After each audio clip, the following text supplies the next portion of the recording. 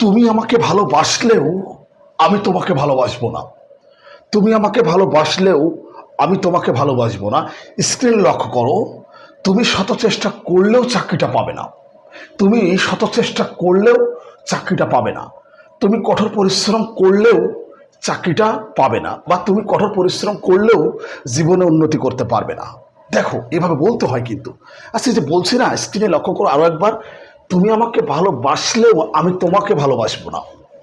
তুমি কঠোর পরিশ্রম করলেও চাকরিটি পাবে না, বা তুমি কঠোর পরিশ্রম করলেও জীবনে উন্নতি করতে পারবে না।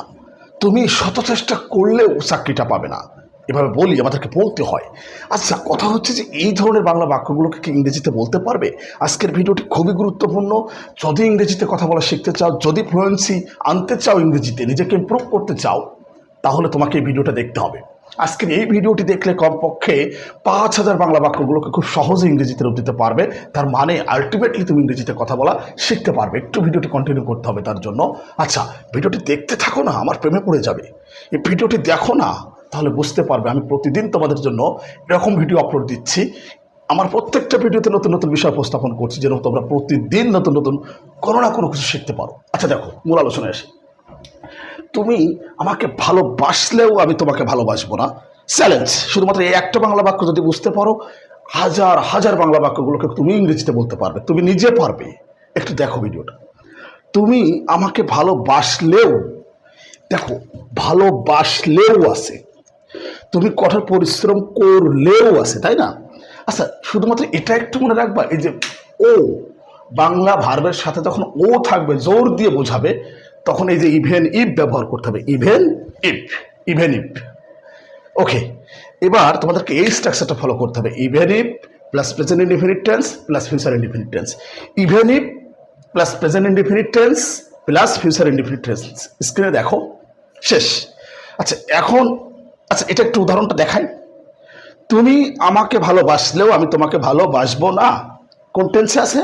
প্রথমটা দেখো, মানে স্ট্রাকচারটা কি বলেছি? Even if plus present indefinite tense plus future indefinite tense. Okay, এই যে তাহলে আমরা কি ব্যবহার করব? প্রথমে ইভেন ইফ।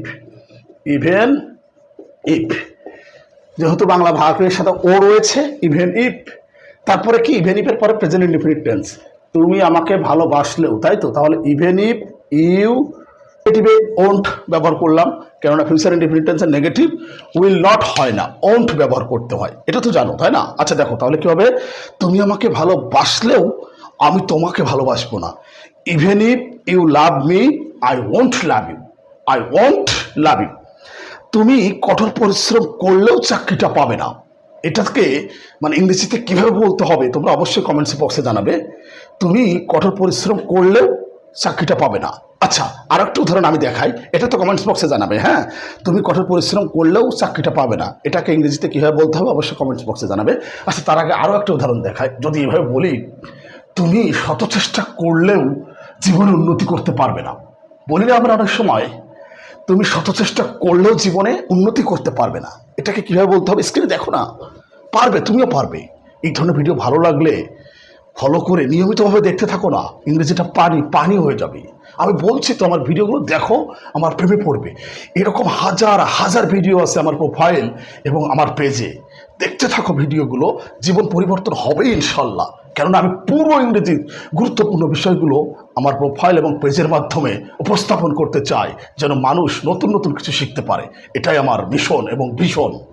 এটাই আমার মিশন, এটাই আমার ভীষণ।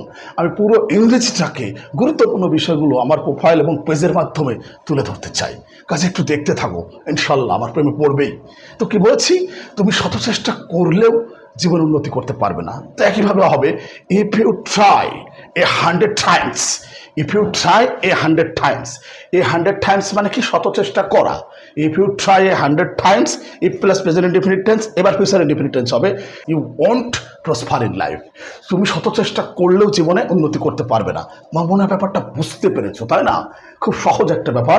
Even if plus present indefinite tense plus future indefinite tense.